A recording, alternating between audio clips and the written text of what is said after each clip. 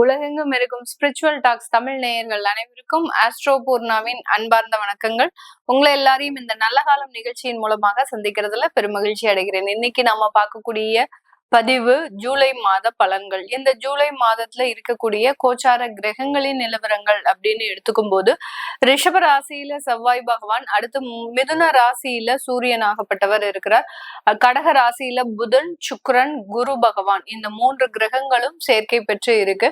அடுத்து சிம்ம ராசியில அஸ்யூஷுவல் கேது பகவான், கும்ப ராசியில ராகு பகவான், சனி பகவான், மீன ராசியில இயல்பு தன்மையோட இருக்கிறார். இதுதான் இந்த மாதம் ஜூலை மாதம் ஆரம்பிக்கும் போது ஏற்படக்கூடிய கோச்சார கிரகங்களின் நிலவரங்கள்.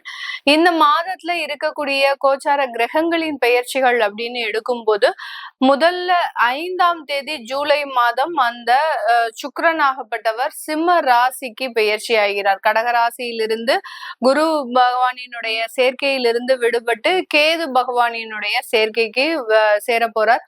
இதனால இந்த சிம்ம ராசியில கேது சுக்கிரன் அப்படின்ற சேர்க்கை இருக்கக்கூடிய ஒரு காலகட்டமாக இருக்கு. அடுத்து 7ஆம் தேதி அப்படின்னு பார்க்கும்போது ஜூலை 7ஆம் தேதி புதனாகப்பட்டவர் அதிசார நிலையிலிருந்து ரிவர்ஸ்ல போறார். அதாவது தன்னுடைய கடக ராசியிலிருந்து தன்னுடைய சொந்த ஆட்சி வீடான அந்த மிதுன ராசிக்கு பெயர்ச்சி ஆகிறார். அதாவது அதிசார நிவர்த்தி அடைகிறார் அப்படின்னு தான் நம்ம சொல்லணும். இந்த காலகட்டம் இந்த புதன் பகவான் ஆகப்பட்டவர் இந்த மாதம் முழுமையாக 7ஆம் தேதியிலிருந்து இந்த மாதம் முழுமையாக அந்த மிதுன ராசியில தான் ஆட்சி பெற்று இருக்க போறார். கடைசியாக 17ஆம் தேதி சூரியனாகப்பட்டவர் 17ஆம் தேதி ஜூலை மாதம் சூரியனாகப்பட்டவர் மிதுன ராசியிலிருந்து கடக ராசிக்கு பயிற்சி ஆகி வருகிறார். இதுதான் இந்த மாதத்துல இருக்கக்கூடிய கோச்சார கிரகங்களின் நிலவரங்கள். இந்த மாதத்துல என்னென்ன ராசிகள் என்னென்ன மாதிரியான ஒரு பலன்களை அடைய போறாங்க அப்படின்றத இந்த பதிவுல தெளிவா பார்க்க போறோம். இந்த சேனல்ல முதன்முறையா பாக்குறீங்க அப்படின்னா சப்ஸ்கிரைப் பண்ணிக்கோங்க, பெல் பட்டன்ல ஆல் ஆப்ஷன் சூஸ் பண்ணிக்கோங்க.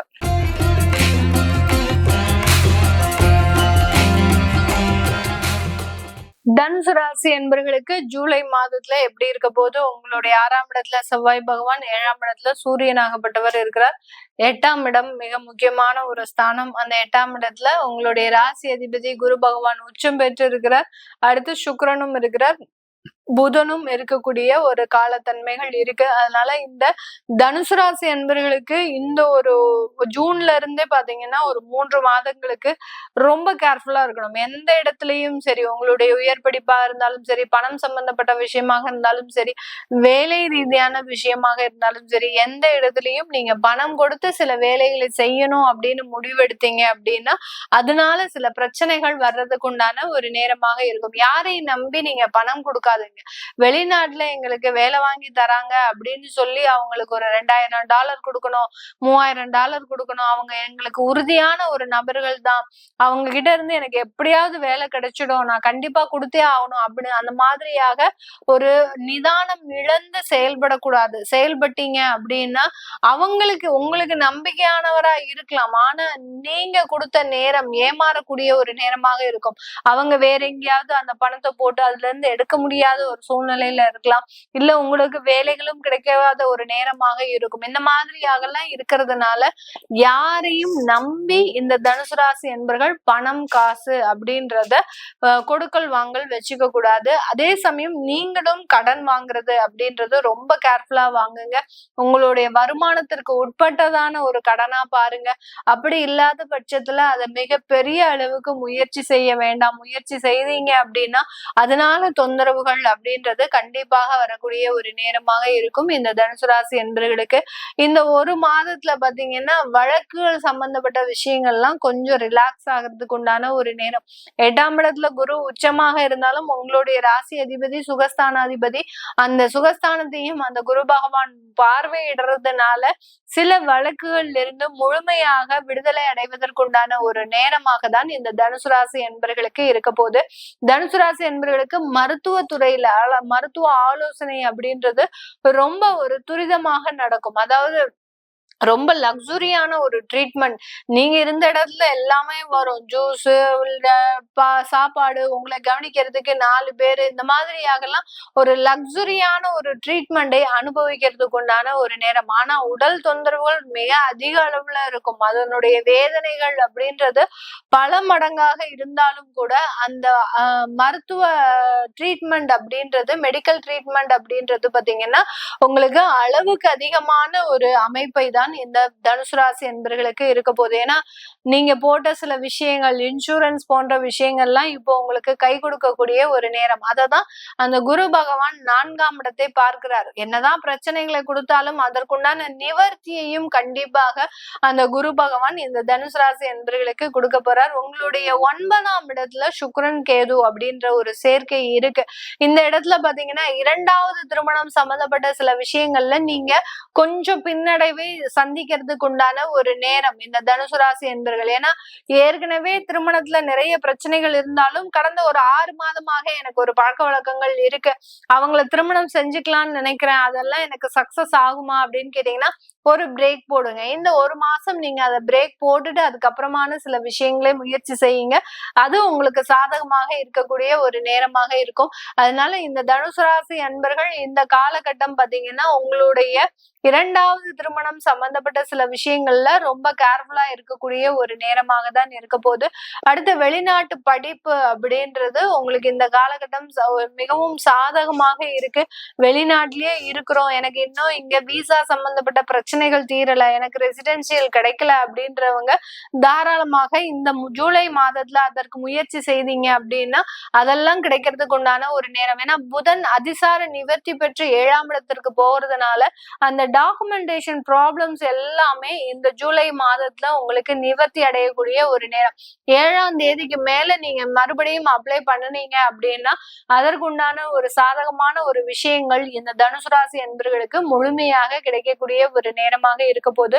சொத்து சம்பந்தப்பட்ட சில முயற்சிகள்லாம் எடுக்காதீங்க. எடுத்தீங்க அப்படின்னா அதனால சில பின்னடைவுகள் அப்படின்றது இருக்கும். உங்களுடைய 3ஆம் இடத்துல ராகு பகவான் உங்க உடன் பிறந்தவர்களால சில பாதிப்புகள் அப்படின்றது அதிகப்படியாக இருக்கும்.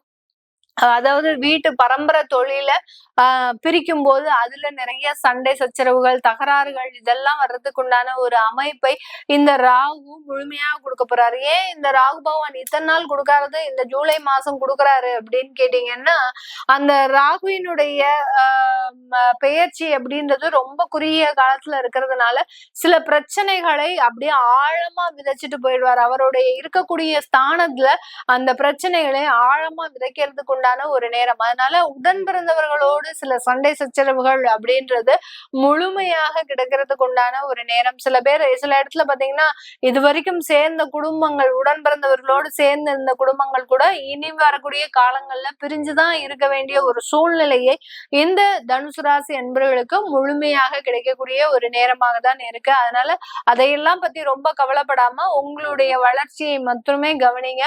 நல்ல ஒரு வளர்ச்சி இருக்கிறதுக்கு உண்டான ஒரு நேரமாக தான் இருக்கும். இது எல்லாமே கோச்சார நிலவரப்படி பலன்களை கணிச்சு சொல்லியிருக்கிறோம்.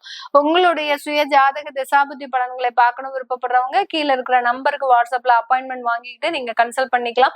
உங்களுடைய குழந்தைகளுக்கு ஜாதகம் எழுதணும், நியூமராலஜி படி பெயர் வைக்கணும்னு நினைக்கிறவங்களும் கீழே இருக்கிற நம்பருக்கு வாட்ஸ்அப்ல மெசேஜ் அனுப்புங்க. அதற்குண்டான விவரங்கள் தெரிய வரும். உங்களிடமிருந்து விடைபெறுவது உங்கள் ஆஸ்ட்ரோ பூர்ணா. நன்றி, வணக்கம்.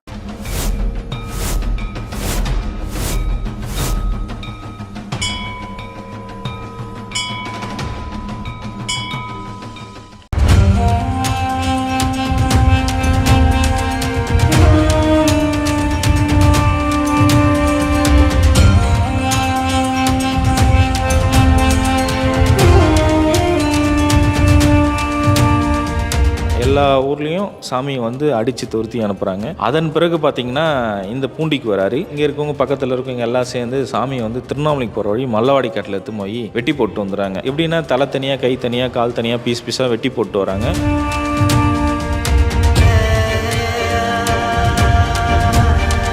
ஆற்றுல இருக்காரையே வெள்ளம் வருது.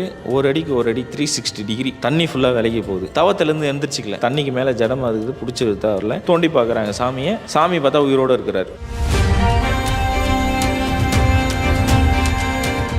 பூண்டி மகான் பார்த்தீங்கன்னா மேற்கு ஒரு திண்ணையும் கிழக்கு ஒரு திண்ணையும் இருந்தது. இந்த கிழக்கு திண்ணையில் அந்த திண்ணையில் உட்கார சொல்ல தான் 19 வருட காலங்களாக பூமியில் கால் படலை.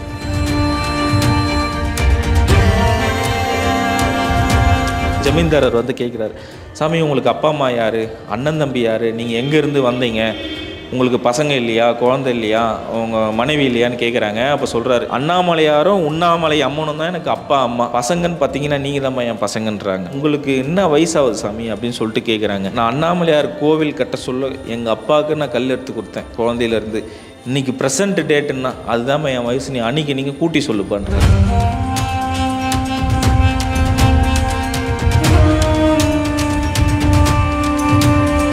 என்னை பார்க்கணுன்னு ஆசைப்பட்டால் திருச்செந்தூர் முருகர் கோயிலில் பாதாள லிங்கத்தில் ஐபூதங்களில் நான் ஒன்று, நீ வந்து என்னை எப்போ வேணால் தரிசனம் பண்ணிடான்னு குறிப்பு கொடுத்துட்டு போயிருக்காரு.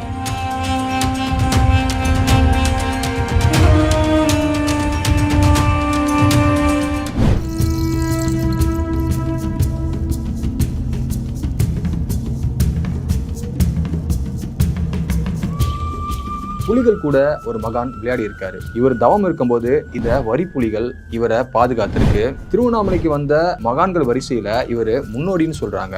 ஈசான்ய ஞான தேசிகர் ஐயா, இவருடைய வாழ்க்கை வரலாறு தான் நம்மளுடைய தேடல் பயணத்துல பார்க்க போறோம். வெல்கம் டு தேடல். நான் உங்கள் வினோ.